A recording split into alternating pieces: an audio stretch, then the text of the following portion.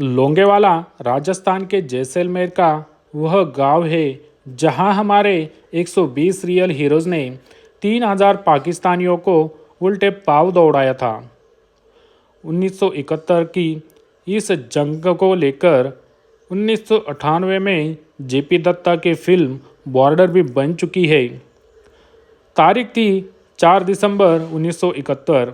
स्थान जैसलमेर का रेतीला इलाका। पाकिस्तान ने अपने नापाक इरादों के चलते भारत पर हमला बोल दिया।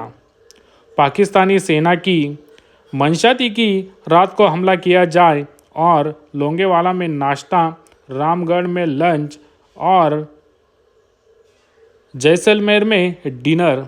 लेकिन भारतीय सेना के जज्बे का पाकिस्तान को कोई भी अंदाज़ा नहीं था। संख्या बल से बहुत कम होने के बावजूद हौसला कम नहीं था। ऐसा जवाब दिया कि पाकिस्तान के 3000 सैनिक उल्टे पांव भागने लगे। पाकिस्तान ने भारत पर आक्रमण क्यों किया था? बात थी 1970 के आसपास की। तब पूर्वी पाकिस्तान ने, जो कि आज का बांग्लादेश है, वहाँ पर गृह युद्ध छिड़ चुका था। गृह युद्ध के कारण हालात खराब हो चुके थे। पाकिस्तान के लोग पूर्वी पाकिस्तान यानी बांग्लादेश पर भयानक अत्याचार कर रहे थे। वहाँ पर पाकिस्तानी सेना ने 30 लाख लोगों का कत्ल किया था और 4 लाख महिलाओं का बलात्कार किया था। तब वहाँ से लाखों लोग भागकर भारत आ गए। तब इस अत्याचार को रोकने के लिए इंदिरा गांधी ने मानिक शाह को पूर्वी पाकिस्तान पर हमला करने के लिए कहा, पर तब बारिश का समय था, तब आक्रमण नहीं कर सकते थे। तब उन्होंने अपने सैनिकों को और मुक्ति वाहिनी को ट्रेनिंग देने की सूचना की। उसके मुताबिक भारतीय सेना पूर्व में थी, पश्चिम में सेना ना के बराबर थी। पाकिस्तान ने पंजाब और राजस्थान के इलाकों में अपने जासूस फैला रखे थे। इसकी सटीक जानकारी पाकिस्तान को मिल रही थी। तब पाकिस्तान ने भारत के पश्चिमी क्षेत्रों पर कब्जा करने के लिए भारत पर हमला किया। पाकिस्तान की योजना थी कि किशनगढ़ और रामगढ़ की ओर से राजस्थान में घुसपैठ करके पाकिस्तान के ब्रिगेडियर तारिक मीर ने अपनी योजना पर विश्वास प्रकट करते हुए कहा था, इंशाअल्लाह हम नाश्ता लोंगेवाले में करेंगे, दोपहर का खाना रामगढ़ में खाएंगे और रात का खाना जैसलमेर में होगा।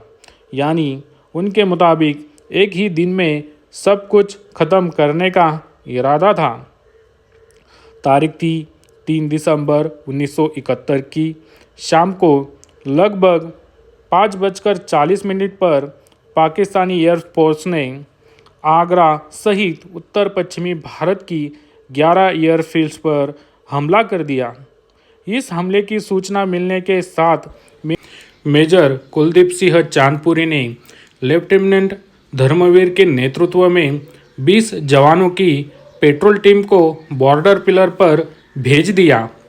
कुछ ही घंटों बाद लेफ्टिनेंट धर्मवीर ने मेजर कुलदीप को बताया कि 45 टैंक और एक मोबाइल इन्फेंट्री के साथ पाकिस्तान की बड़ी फौज लोंगेवाला पोस्ट की तरफ बढ़ रही है। तब मेजर कुलदीप सिंह चांदपुरी ने तत्काल इस जानकारी को मुख्यालय कमांड से साझा कर एयरफोर्स सपोर्ट की मांग की। क्योंकि रात होने वाली थी, लिहाजा अगली सुबह तक लोंगेवाला पोस्ट को एयर सपोर्ट मिलना संभव नहीं था, क्योंकि उस ज़माने में जो एयरक्राफ्ट थे वो रात के समय उड़ने में सक्षम नहीं थे। आर्मी के मुख्यालय ने 2 विकल्पों के साथ आखिरी फैसला मेजर चांदपुरी पर छोड़ दिया।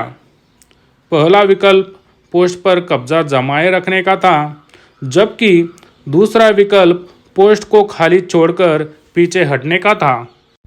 लोंगेवाला पोस्ट पर मेजर कुलदीप सिंह चांदपुरी के साथ 120 जवानों ने पोस्ट पर रुककर दुश्मन को मुंहतोड़ जवाब देने का फैसला किया। दुश्मन के टैंक की ताकत को खत्म करने के लिए एंटी टैंक माइंस का जाल बिछा दिया गया और एंटी टैंक गन को तैनात कर दिया गया। देखते ही देखते करीब 20 किलोमीटर लंबा दुश्मन की गाड़ियों का काफिला लोंगेवाला पोस्ट से कुछ ही दूरी पर एकत्रित हो गया। अब दोनों सेनाओं की तुलना करें तो पाकिस्तान के करीब 3000 सैनिक, 45 टैंक, एक मोबाइल इन्फेंट्री ब्रिगेड, कई गाड़ियां और साजो सामान। इसकी तुलना में भारत की सेना के पास मात्र 120 जवान, एक जीप माउंटेड M40 रोकाइलेस राइफल, कुछ मशीन गन्स और एंटी टैंक गन। तारीख थी 4 दिसंबर 1971 की रात, करीब 12:30 बज चुके थे। पाकिस्तान की तरफ से आर्टिलरी फायरिंग शुरू कर दी गई और पाकिस्तानी सेना के टैंकों ने लोंगेवाला पोस्ट की तरफ बढ़ना शुरू कर दिया। जैसे ही ये टैंक लोंगेवाला पोस्ट के 30 मीटर करीब पहुंचे, तब भारतीय जवानों ने एंटी टैंक गन से पाकिस्तानी टैंकों को निशाना बनाना शुरू किया।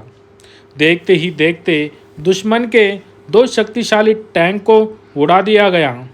भारतीय सेना को मिली इस पहली सफलता से इस युद्ध का रुख बदल गया। दरअसल 2 टैंक ध्वस्त होने से 2 बातें हुई। पहली बात यह कि पाक सेना के अधिकारियों को लगा कि पूरे इलाके में लैंड माइंस बिछी हुई है, लिहाजा उन्होंने सेना को लोहे की कटीली बाड़ से आगे जाने से रोक दिया। और दूसरी तरफ यह बात हुई कि ध्वस्त हुए दोनों टैंकों की आग से पूरे इलाके में रोशनी हो गई। अब ऊंचाई पर मौजूद भारतीय सेना पाक सेना को न केवल साफ साफ देख सकती थी, बल्कि उन्हें अपनी गोलियों के निशाने पर ले सकती थी।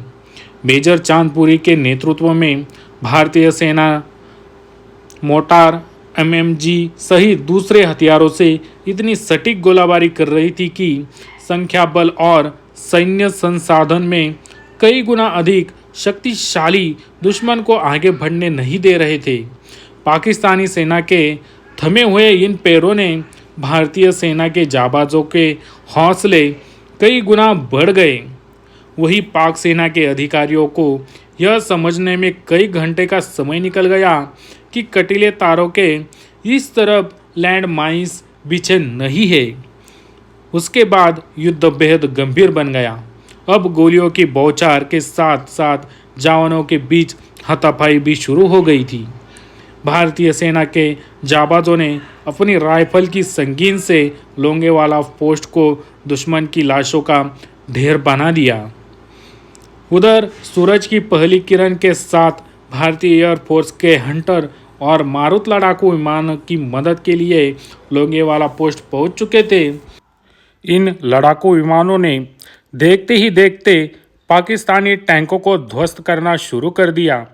दोपहर तक पाकिस्तानी सेना की 100 से ज़्यादा बख्तरबंद गाड़ियाँ, 22 टैंक और 12 टैंक इन्फेंट्री को बर्बाद कर दिया था। इस बीच कैवलरी टैंक और 17 राजपूताना राइफल भी पहुंच चुकी थी। इनकी जवाबी कार्रवाई ने पाक सेना की बची खुची ताकत भी खत्म कर दी थी। इस युद्ध में पाकिस्तान के 200 से भी अधिक सैनिक मारे गए। इसके उलट भारत के 2 जवान शहीद हुए और एक इन्फेंट्री टैंक नष्ट हुआ। इस तरह भारत के 120 जवानों ने दुश्मन के 3000 सैनिकों को हराया और अभूतपूर्व विजय प्राप्त की। इस अभूतपूर्व युद्ध कौशल के लिए 23वीं बटालियन के कमांडिंग ऑफिसर कुलदीप सिंह चांदपुरी को महावीर चक्र से सम्मानित किया गया। ऐसे वीर जाबाजों को हमारा दिल से सलाम। अगर आपको हमारा वीडियो अच्छा लगा हो तो हमारे चैनल को लाइक कीजिए, शेयर कीजिए और सब्सक्राइब कीजिए। जय हिंद, जय भारत।